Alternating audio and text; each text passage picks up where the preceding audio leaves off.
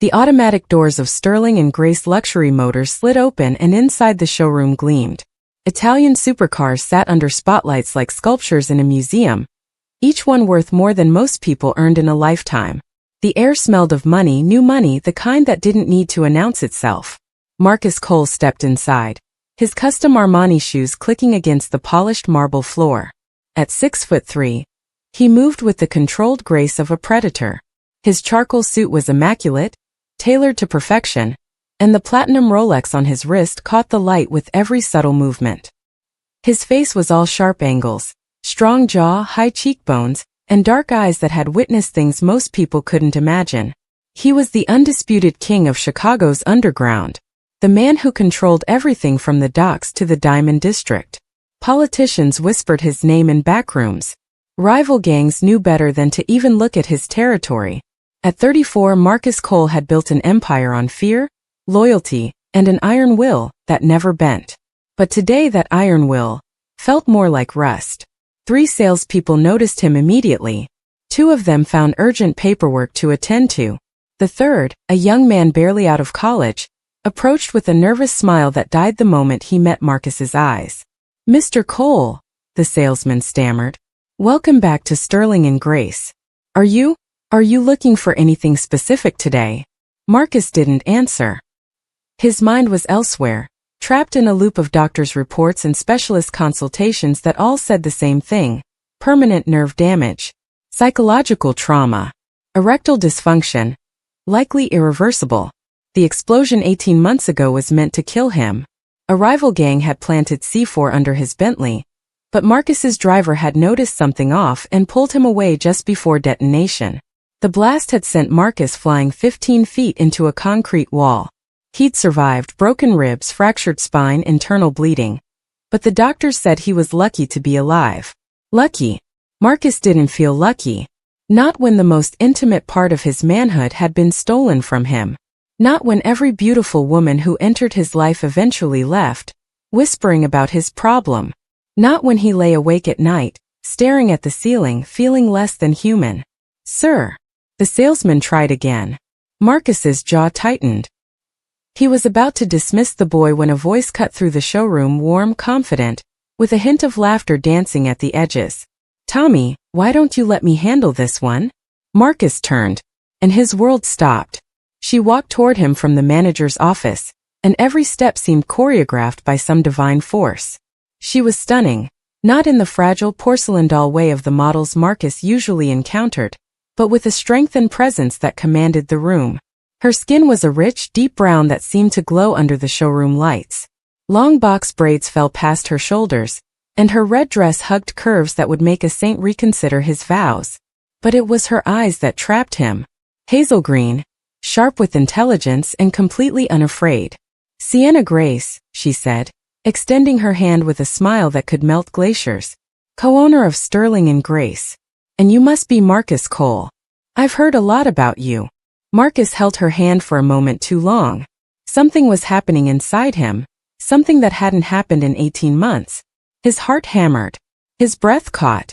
And lower, impossibly, undeniably, his body began to respond.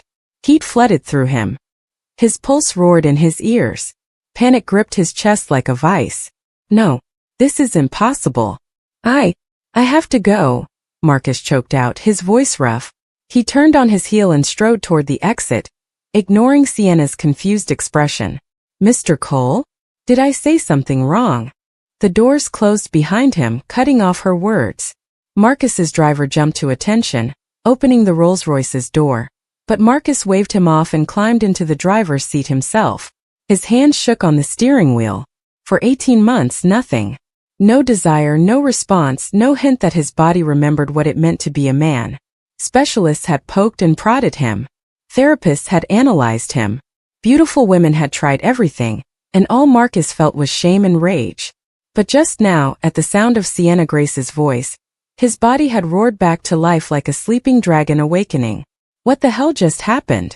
Before we dive in deeper, make sure to hit that like button, subscribe for more cinematic stories, share this video with a friend, and comment below telling us where you're watching from. Trust me, you won't want to miss a second of this story. That night, Marcus sat in his penthouse, a glass of 30-year-old scotch trembling in his hand. The city sprawled beneath him, a glittering web of lights and shadows. He'd built this empire from nothing. Orphaned at 14, he'd survived Chicago's brutal South Side through sheer will and ruthless intelligence. By 25, he controlled half the city's underground operations. By 30, no one dared challenge him. But what good was power when you couldn't even be a man in bed? The memory of Sienna's voice replayed in his mind. "I've heard a lot about you." The warmth in her tone, the confidence, the complete absence of fear. And his body's immediate, undeniable response. He grabbed his phone and dialed Dr. Nathan, the neurologist who'd been treating him since the explosion. "Marcus," Dr. Nathan answered on the second ring. "It's 11 p.m. This better be important. I need to see you. Now." 30 minutes later, Marcus sat in Dr. Nathan's private office in the medical district. The doctor, a thin man in his 50s with wire-rimmed glasses, studied Marcus with clinical concern. "Tell me exactly what happened," Dr. Nathan said. Marcus's talked. Admitting this felt like confessing weakness, something he never did. But desperation outweighed pride. "I met a woman today. Just talked to her for maybe 30 seconds. And I felt..." He stopped, the words catching in his throat. "I reacted. For the first time since the explosion, my body actually responded." Dr. Nathan's eyebrows rose. "You're certain?" "I know my own body, Nathan." The doctor leaned back, fingers steepled. "Marcus, we've run every test imaginable.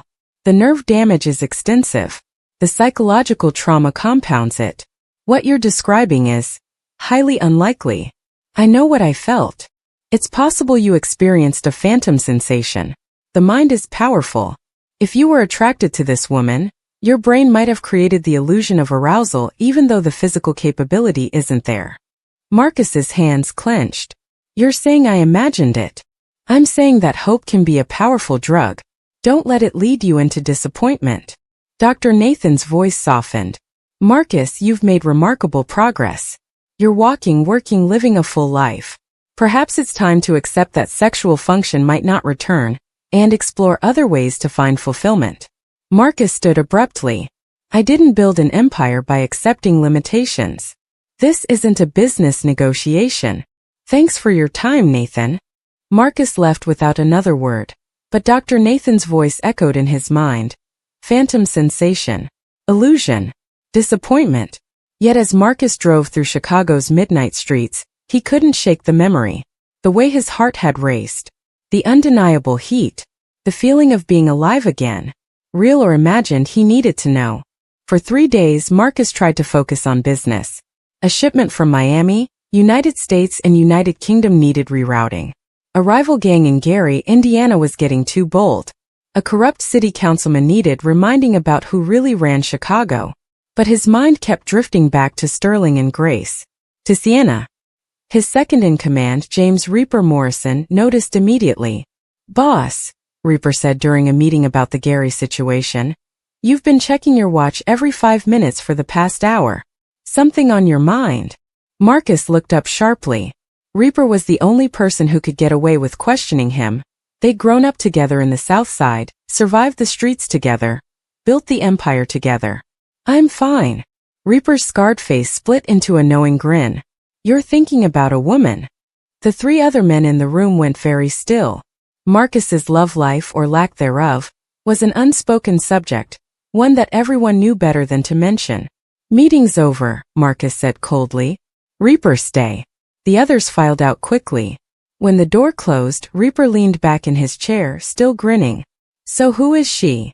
Marcus poured himself a drink, considering whether to shut this down or admit the truth. Finally, "Sienna Grace. Owns that luxury car dealership on Michigan Avenue." Reaper whistled. "The fine sister with the braids? Yeah, I've seen her around. Word is she's sharp as hell. Built that business from the ground up after her father died. What else? Why? You interested?" Marcus's silence was answer enough. Reaper's grin faded, replaced by concern. "Marcus, man, after what happened with Vanessa and Nicole and that model from New York, you sure you want to go through that again?" The reminder stung. 8 women in 18 months, each one beautiful, each one trying to help him recover, each one eventually leaving when they realized the problem wasn't going away. The last one, Vanessa, had actually laughed, a cruel mocking sound that still haunted Marcus's dreams. "This is different," Marcus said quietly. "How?" "When I met her, something happened.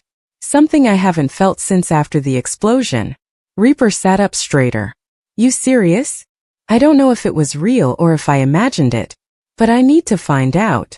For a long moment, Reaper just studied his oldest friend. Then he nodded slowly. "All right. But Marcus, be careful.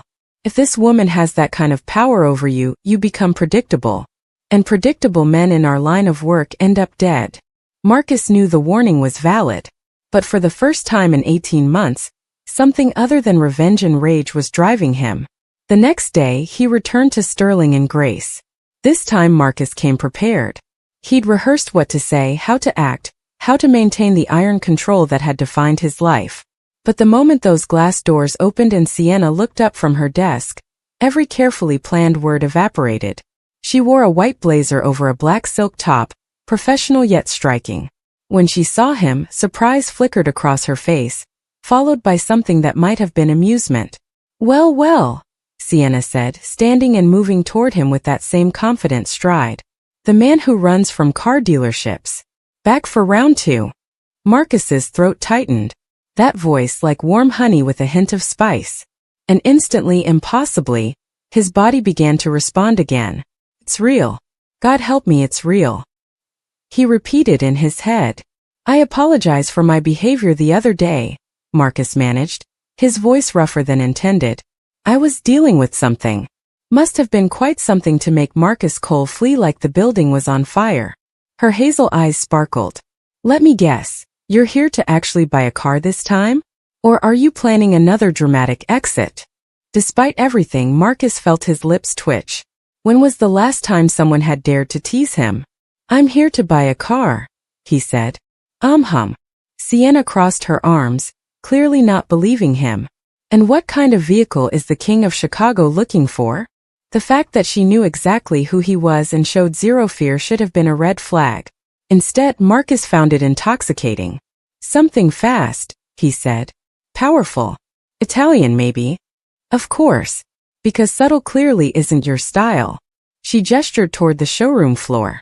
"Follow me, Mr. Cole. Let's see if we can find something that matches your personality."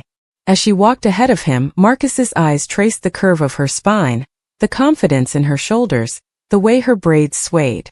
His pulse hammered. Heat coiled low in his belly, sensations he'd mourned as lost forever. Sienna stopped in front of a midnight blue Lamborghini Aventador. "This is our newest arrival. 750 horsepower, top speed of 217 miles per hour, and completely unnecessary for Chicago traffic." She ran her hand along the car's hood. "In other words, perfect for you. You think you know me?" Marcus stepped closer. "I know your type and what you like," Sienna teased as she turned to face him, and suddenly the space between them felt charged, electric. Powerful men who use cars as extensions of their egos. "But here's the thing, Mr. Cole. A car this beautiful deserves someone who'll appreciate it, not just someone looking to compensate for something." The words should have angered him. Instead, Marcus almost laughed. "And what makes you think I'm compensating?" "Because truly powerful people don't need to prove it." Her eyes held his, unflinching. "They just are." Silence stretched between them, heavy with unspoken challenge. Marcus realized he was standing closer than professional distance allowed, close enough to catch her scent, something floral and expensive. "I'll take it," he said. Sienna blinked. "You haven't even sat in it. Don't you want to test drive?" "I'll take it. And that red Ferrari over there. And the Bentley in the corner." Her expression shifted from amusement to confusion.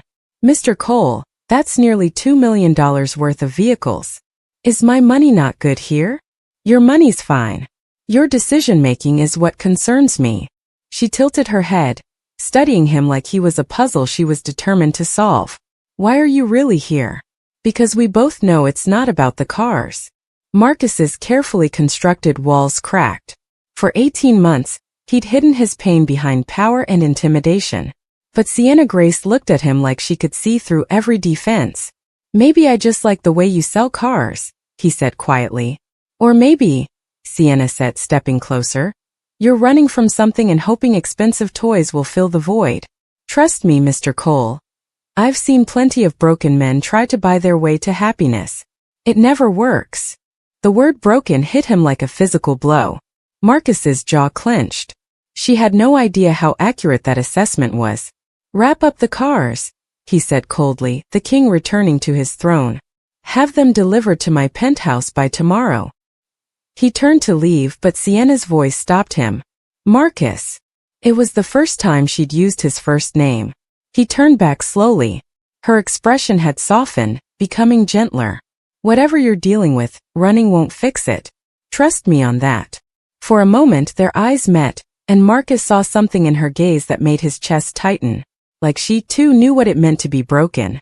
You don't know anything about me, he said. No, Sienna agreed. But I'd like to. The words hung in the air between them. An invitation? Marcus knew he should leave, knew getting involved with this woman was dangerous on multiple levels. She made him feel, made him want, made him hope, and hope was the most dangerous thing of all. But as he stood there, his body responding to her presence in ways he'd thought were lost forever, Marcus made a decision. Have dinner with me, he said. Tomorrow night. Sienna's eyebrows rose. Is that a request or an order? With you? I suspect orders don't work. She smiled then. A real smile that transformed her entire face. You're learning. All right, Marcus Cole. Dinner. But somewhere quiet, not one of those flashy restaurants where you can show off. And you're going to tell me the truth about what's really going on with you. That's a dangerous conversation. I'm not afraid of danger. Her eyes held his. Are you? Who knows? Probably. But your type of danger. Marcus left Sterling and Grace with 3 new cars he didn't need and a dinner date that terrified him more than any gang war ever had. Behind him, Sienna watched through the glass doors, her expression thoughtful. She'd meant what she said. She recognized a broken man when she saw one. She'd been raised by one after all. Her father had built Sterling and Grace while battling his own demons, and Sienna had spent her childhood learning to read the cracks in strong men's armor. Marcus Cole was definitely cracked. But unlike most broken things, he was still standing, still fighting, still refusing to surrender. That Sienna thought was worth getting to know. What neither of them noticed was the black SUV parked across the street, where 2 men with cameras had documented Marcus's entire visit, his third in less than a week. In the underworld, patterns were exploited. Weaknesses were weapons. And Marcus Cole, the untouchable king of Chicago, had just revealed his. The restaurant Sienna chose was a small Italian place in Wicker Park, far from the Gold Coast establishments where Marcus usually conducted business. Soft jazz played from hidden speakers, and candles flickered on red-checkered tablecloths. It was intimate, understated, the kind of place where people came to talk, not to be seen. Marcus arrived early, wearing a simple black sweater and dark jeans instead of his usual armor of designer suits. He felt exposed, vulnerable. His hands trembled slightly as he waited, and he hated himself for the weakness. Then Sienna walked in. She wore a flowing emerald dress that brought out the green in her hazel eyes, her braids pulled back to reveal the elegant column of her neck. No flashy jewelry, no designer labels, just her radiant and real. Marcus stood as she approached and she smiled. You clean up nice, she said, sliding into the booth across from him. Though I'll admit, I preferred the terrified look you had when you ran out of my showroom that first day. I wasn't terrified. Sure you weren't. She accepted a menu from the waiter. So Marcus Cole, let's get the awkward part out of the way. Yes, I know who you are. Yes, I know what you do. And yes, I'm having dinner with you anyway. Marcus's guard went up immediately. Most people in your position would be scared. Most people didn't grow up in Englewood. Sienna's voice was matter of fact. My father built his business in one of Chicago's roughest neighborhoods. I learned early that the world has gray areas, and judging people isn't as simple as good guys and bad guys. Your father was Solomon Grace, Marcus said, remembering now. The car broker. He died 3 years ago. Cancer. Sienna's expression flickered with old pain. He left me the business and a mountain of debt. Everyone said I should sell, that a 28-year-old woman couldn't run a luxury dealership in this city. I proved them wrong. I don't doubt that. They ordered, and as dinner progressed, Marcus found himself relaxing in ways he hadn't in years. Sienna asked about his childhood, and he found himself telling her things he'd never shared. Growing up in foster care, the violence he'd witnessed, the choices that had led him down this path. Do you regret it? Sienna asked quietly. The life you chose? Marcus considered the question seriously. I regret some of the things I've had to do, but I don't regret surviving. In my world, you either build an empire or become someone else's victim. That's a bleak worldview. It's a realistic one. Maybe. Sienna leaned forward, her eyes searching his. But you didn't invite me to dinner to discuss philosophy and your childhood. So let's get to the real question. Why does Marcus Cole keep showing up at my dealership, buying cars he doesn't need, and looking at me like I'm the answer to something he's been searching for? The directness should have made Marcus retreat. Instead, he found himself leaning forward too, drawn to her honesty. Because you did something impossible, he said quietly. What? You made me feel alive again. Sienna went very still. Marcus, what are you talking about? And then in that small Italian restaurant in Wicker Park, Marcus Cole did something he'd sworn never to do. He told the truth. He told her about the explosion, about the 18 months of doctors and specialists, about the nerve damage and the diagnosis that had stolen his manhood, about the shame, the rage, the women who tried to help and failed, about lying awake at night feeling less than human. And then I walked into your showroom, Marcus finished, his voice raw. And for the first time in a year and a half, at just the sound of your voice, my body remembered what it meant to be a man. The doctors say it's impossible, that I'm imagining it. But Sienna, every time I'm near you, I feel it. I feel alive again. Silence fell between them. Marcus waited for disgust, pity, or worse, laughter. What he saw instead was understanding. Sienna reached across the table and took his hand. Her touch was warm, solid, real. That's the most honest thing anyone has ever said to me, she said softly. And before you start thinking I'm some kind of miracle worker, let me tell you what I think is really happening. What? I think your body was never broken, Marcus. I think your mind convinced you it was because of the trauma. And I think maybe you needed to meet someone who saw you as a man first and a king second. Someone who wasn't afraid of you or trying to fix you. Someone who just saw you. Marcus's throat tightened. You make it sound so simple. Healing never is. Sienna's thumb traced circles on his palm. But here's what I know, you're not broken. You're wounded. There's a difference. Broken things can't be fixed. Wounded things heal, given time and the right care. And if the doctors are right, if this is all in my head, then we figure it out together. She squeezed his hand. If you want to. Marcus looked at this woman. This stunning, strong, honest woman, and felt something crack open inside his chest. Not breaking but opening. Like a door he'd kept locked for 18 months was finally swinging wide. I don't deserve you, he whispered. Probably not, Sienna agreed with a small smile. But that's never stopped me before. They talked for hours, until the restaurant staff started giving pointed looks. When they finally left, Marcus drove Sienna home to her townhouse in Bronzeville, and they sat in the car, neither wanting the night to end. Can I see you again? Marcus asked. Depends, Sienna said. Are you going to buy more cars you don't need? Maybe. She laughed. God, he loved that sound and leaned over to kiss his cheek. Tomorrow. Lunch. And Marcus, thank you for trusting me. As she walked to her door, Marcus sat in his car, his heart pounding, his body still humming with the electricity of her presence.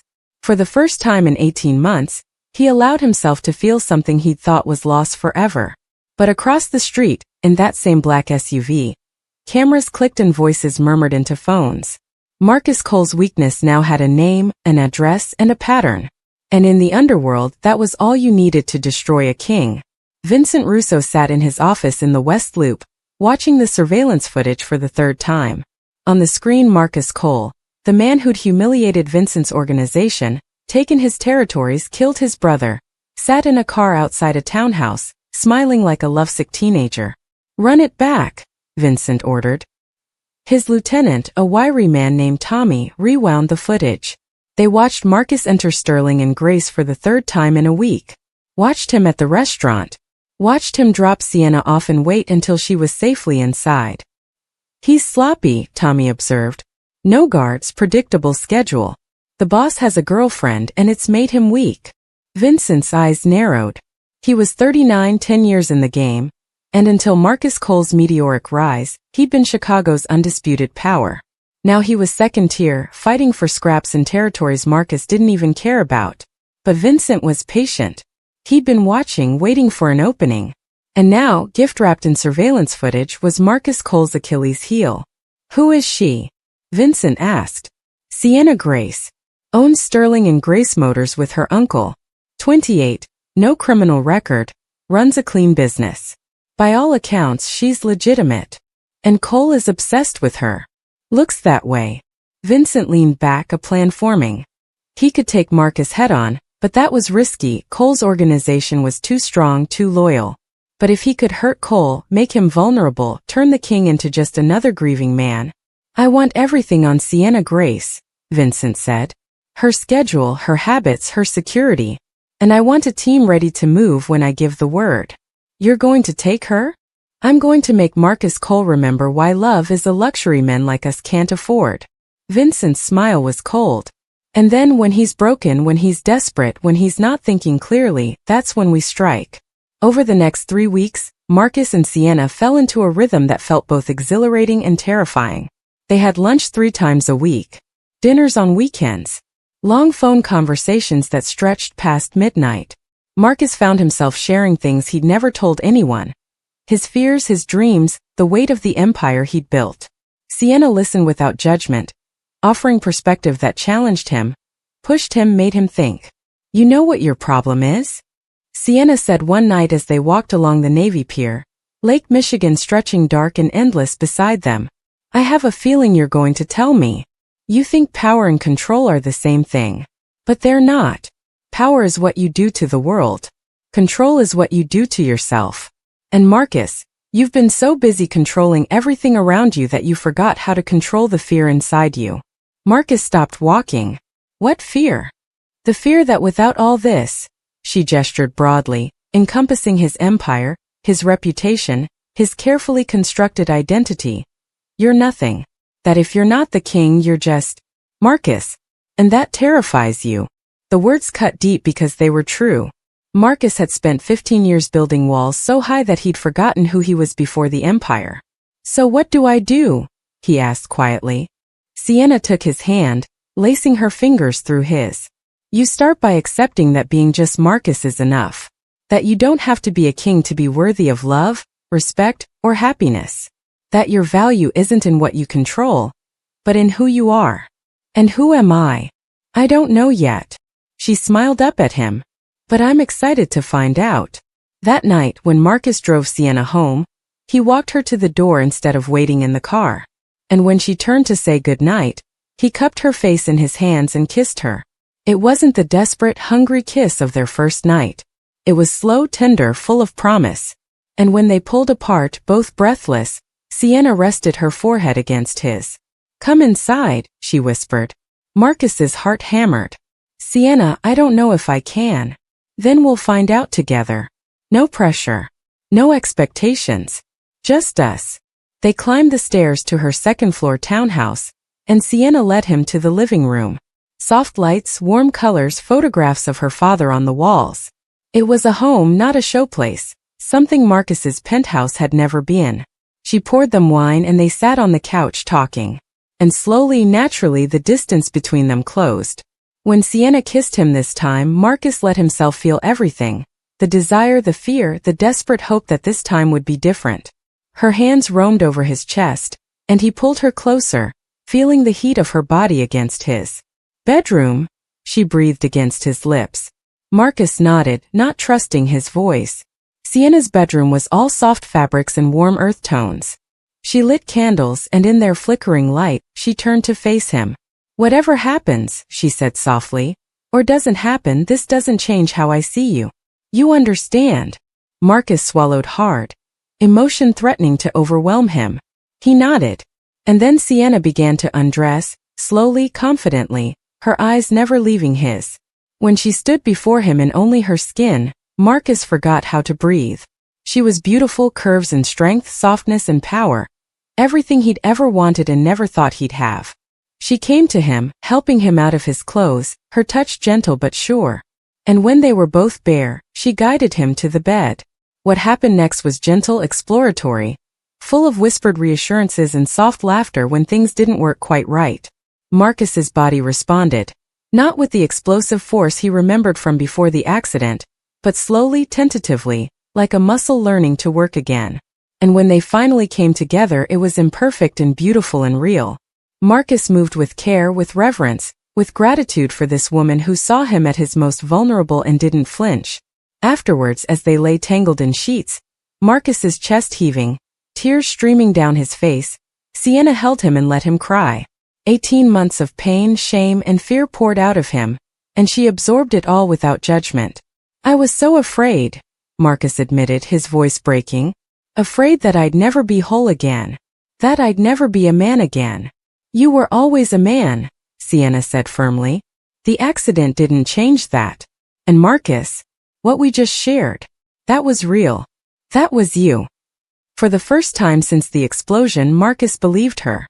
They made love again that night, slower, with more confidence. And then again in the early morning hours, when Marcus woke to find Sienna tracing the scars on his chest, her expression tender. Marcus pulled her close, kissing her forehead, her cheeks, her lips. Thank you, he whispered, for seeing me, for not giving up. I'm not going anywhere, Sienna promised. And in that moment, Marcus Cole, the feared king of Chicago's underworld, allowed himself to believe in something more powerful than any empire. Love. Still outside in the early morning darkness, that black SUV sat waiting, watching, documenting. The call came at 2 a.m., pulling Marcus from the first peaceful sleep he'd had in months. Boss. Reaper's voice was tight with urgency. We've got a problem. Marcus was instantly alert, carefully extracting himself from Sienna's embrace. He grabbed his phone and moved to the living room, keeping his voice low. Talk. Vincent Russo's people have been following you. For weeks. They've got surveillance footage of you and Sienna, the dealership, restaurants, her townhouse. Marcus, they know. Ice flooded Marcus's veins. How sure are you? 100%. My guy inside their operation sent me proof. Vincent's planning something big. I don't know what yet, but boss, they've made Sienna a target. Marcus's hand clenched around the phone so hard it cracked. Rage, white-hot and primal, surged through him. The old Marcus, the Savage King, roared back to life. Where's Vincent now? His office. But Marcus, don't do anything stupid. If you go after him directly, you'll start a war that. There's already a war. Vincent just doesn't know he's already lost. Marcus ended the call and stood there in the darkness, his mind racing. He'd been careless, sloppy, too caught up in his own happiness to notice the threat circling. And now Sienna was in danger because of him. Behind him, a soft voice. Marcus. He turned. Sienna stood in the bedroom doorway, wrapped in silky nighties, her expression concerned. What's wrong? Marcus wanted to lie to protect her from this. But they'd built their relationship on honesty, and he wouldn't betray that now. There's someone, he said quietly. A rival. Vincent Russo. He's been watching us, and I think he's planning to use you to get to me. Sienna paled but didn't panic. What do we do? I need to end this. Tonight. Marcus, no. He threatened you. Marcus's voice dropped to something dangerous, the king emerging. That's not something I can ever let it stand. Sienna crossed the room and grabbed his hands. Listen to me. You can't just charge in like some action movie hero. That's not strategy, that's rage. And rage gets people killed. What would you have me do? Wait until he makes his move. Sienna's hands tightened around Marcus's, grounding him in a way nothing else ever had. You told me, she said softly, that control is what you do to yourself. So control this moment. Your anger. Your fear. Me being scared won't help either of us. Marcus forced himself to breathe, slow, measured, deliberate. For 16 years he'd survived by striking first, striking hardest, and striking without hesitation.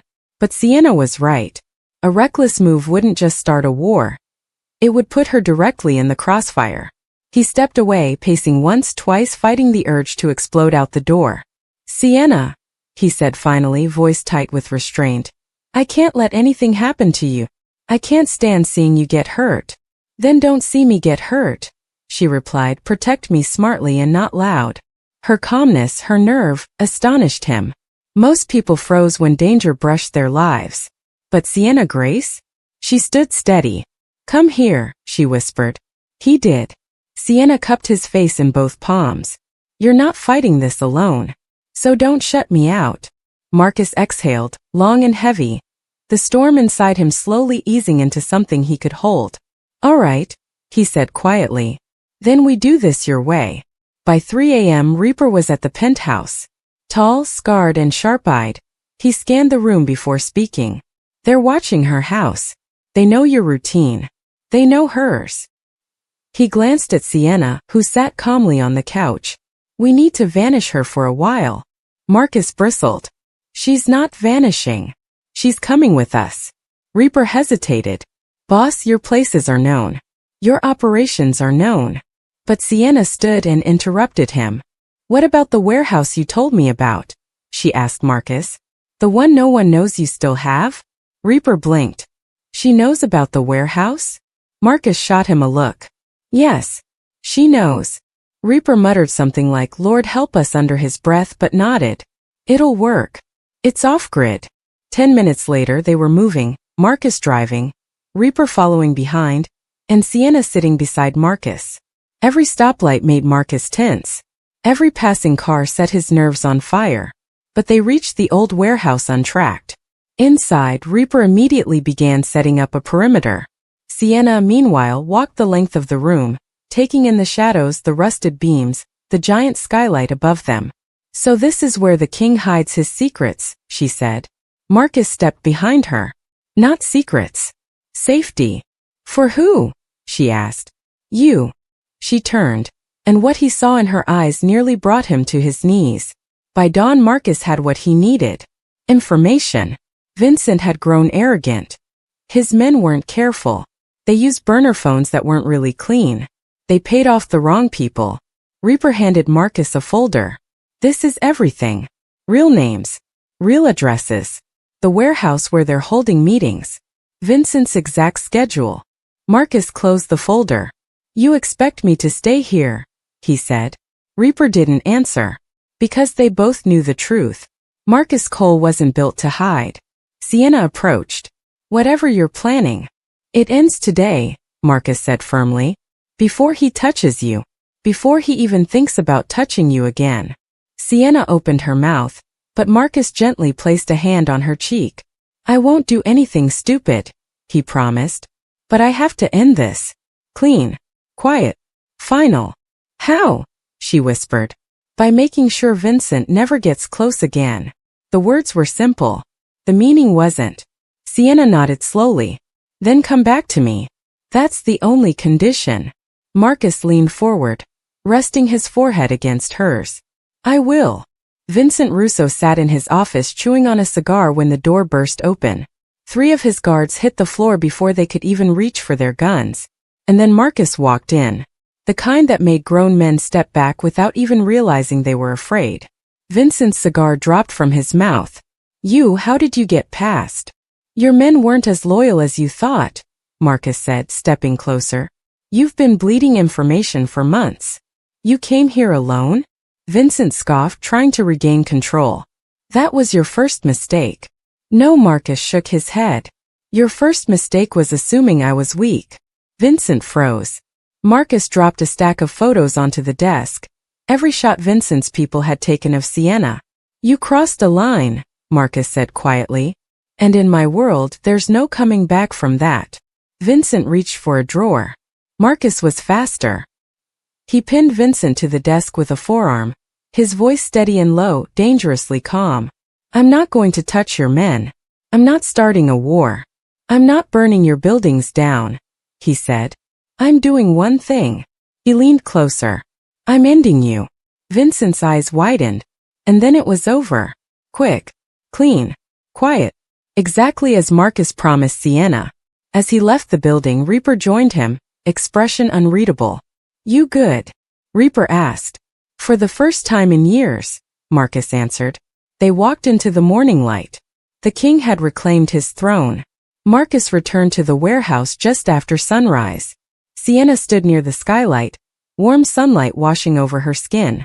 When she saw him, her breath caught, but she didn't run to him. She waited. Marcus walked toward her, each step shedding the weight of the night. When he stopped in front of her, she searched his eyes. "It's done," she asked quietly. "It's done. And you're okay?" "I'm more than okay," he said. "I'm free." She exhaled shakily, then stepped into his arms. Marcus held her like she was the only real thing in the world. Like the chaos, the pain, the danger, all of it had led him right here. "Marcus," she whispered into his chest. "Yes. Where do we go from here?" He thought about it. About everything he had been. Everything he could become. Everything she brought out of him. And then he said the truth he never thought he would say to anyone. "Anywhere," he breathed. "As long as it's with you." Sienna pulled back just enough to look at him. And in that moment, the king of Chicago wasn't a king at all. He was a man, healed, humbled, and finally whole. She smiled softly. "Then let's go," she said. Marcus nodded, took her hand, and stepped into a future he never believed he would live to see. Not as a king, but as a man who finally had something worth rebuilding his life for. The end.